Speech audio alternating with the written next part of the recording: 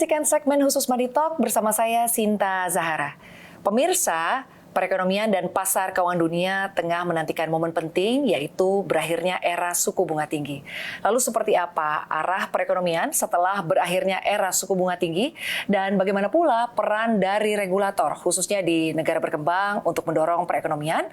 Untuk mengulasnya telah hadir bersama kami Profesor Paul Romer, Peraih Nobel di Bidang Ekonomi tahun 2018. Hello Paul. Very nice to meet you. Hope all is well. Thank you so much for joining us. Glad to have you on our show today.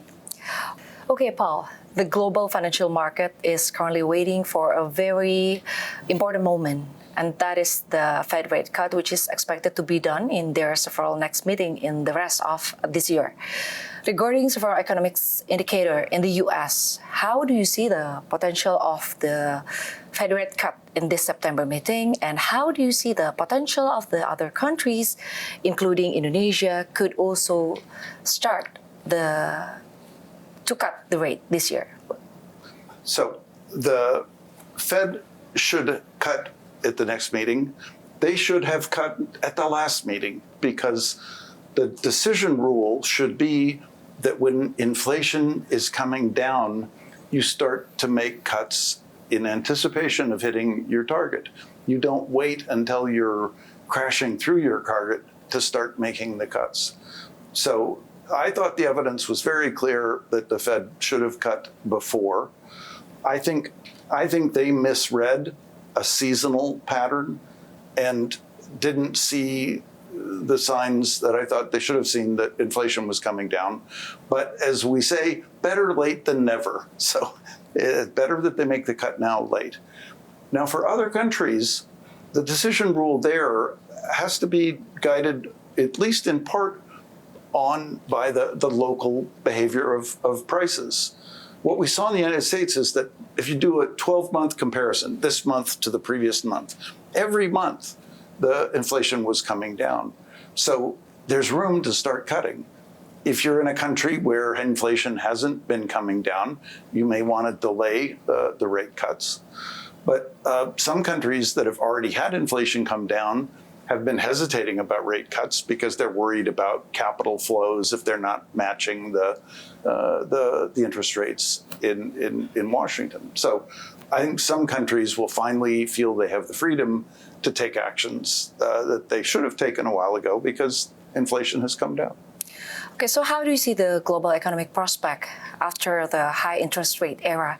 And can we also expect to see a new normal in central bank interest rate and inflation that is higher than in the pre-pandemic era? Right. I think we should probably call it the old normal. You know, long ago, we had the idea that interest rates should be positive. And by interest rate, I mean the real interest rate. So it's the nominal interest rate minus the inflation rate. We went through a very strange period where real interest rates were zero or negative. I think many people believe that we're going back to the more normal era before the inflation of the 70s, before Volcker, before Greenspan, back to an era where we have slightly positive real rates. But to be honest, there's quite a bit of uncertainty about this right now. Nobody knows for sure.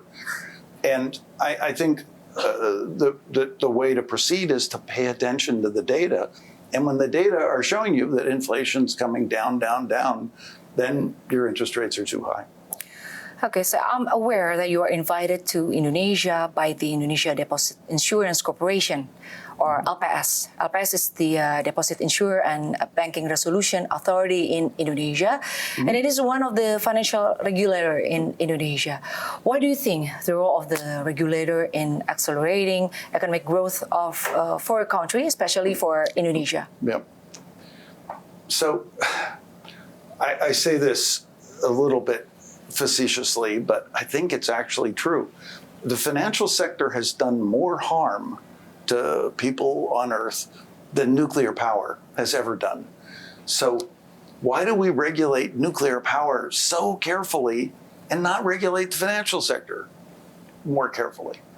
The deposit insurance authorities are one of the elements in a system that keeps our financial sector from blowing up every so often. It protects the depositors. But you also need authorities who have the power to step in and resolve a bank which has gone off the rails. So this is part of what we need. Anybody who says we don't need any regulation just doesn't know how to read history. Okay, so Indonesia is one of the countries that could rebound back quite fast in terms of economic growth after the pandemic. Yeah. But we are now seeing several scaring effects due to the pandemic, such as the slowdown and many laid-off in manufacturing sector. How do you see it? Well, there's two things that are going on. One is that productivity means that for worldwide manufacturing, we don't need as many people as we used to, so that we can produce a lot of things now with fewer people. But then in any one country, manufacturing employment might go up because some manufacturing activity moves there from other places, and manufacturing will move around the world in search of the right productive conditions, the right sources of labor, and so forth. But the overall trend for the world as a whole is that productivity increases will mean we don't need as many people to work in manufacturing. And this is not an unusual thing. This is what we've seen in agriculture for decades, that the total number of people who work in agriculture goes down even as the amount of food we produce goes up and up. Okay, Paul, but besides that, Indonesia economic growth also still stayed at around 5%. And how do you see the possibility of Indonesia economic growth to reach 7% or maybe 8% in several years ahead, just like our president expected? And what our Indonesia actually needs to reach 2045 Golden Indonesia vision, about 8% GDP's growth and becoming a developed country? Does that target realistic enough in your point of view? Yeah. There's a joke about the two-handed economist. On the one hand, it's actually difficult to raise the growth rate by 3 percentage points or even 2. It takes a lot of changes in the system. So it means it's not easy. So it's not easy. But on the other hand, it is correct in almost every country that growth could be faster. And there are supporting policies that can make that happen. You can't speed up growth by just telling the central bank to cut interest rates. I think you can speed up growth, though, by doing things like investing in rapid urbanization. If you look at the very fast growth years in China, it was possible for millions, tens of millions of people to move into cities that were growing very rapidly. People could get their first formal sector job. People from rural areas could experience the modern environment of the city. So I think that that if you take the right policy steps, like allowing for expansion of your cities, a country like Indonesia can grow faster. And I'm impressed that the government is actually committed to this idea of building the new capital and trying to create a new city of a couple of million people. I think that's a very viable thing to do. I think it can pay for itself. This is what the experience taught us from Singapore, is that successful urbanization pays for itself because the gains in the value of the land underneath the city can be used to finance all the activities that the government has to do. So when I look ahead, I think, well, this is great. But it's not enough. 2 million is not enough. You're going to need room for, if you go from 60% to 80% urbanization, you're going to need room for 50 million more Indonesians in urban areas. So I'm glad they're getting started, but don't stop with the first one. So what do you think about the Ibu Kota Nusantara? Yeah, well, it's an illustration of the possibility of creating a new city.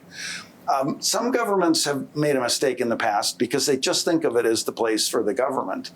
I'm impressed here that they're thinking of this as like Shenzhen in China, that this could get bigger, that it could get to 2 million people or maybe even more. It could be a tech center, so it isn't just a government enclave. It could be a viable city.